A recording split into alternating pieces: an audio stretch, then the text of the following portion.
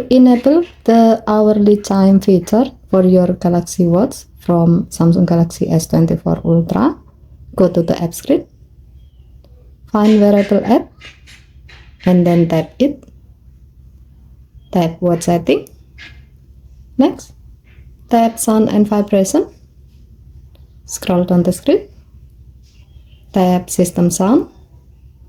And then tap the gray on off switch next to hourly chime until the switch turns blue to turn it on. When this option is on, your Galaxy Watch will play a sound or vibrate at the start of each hour. This feature is often used as a reminder of alert to mark the passing of time. Okay, thank you for watching. Please help to like and subscribe. Have a nice day.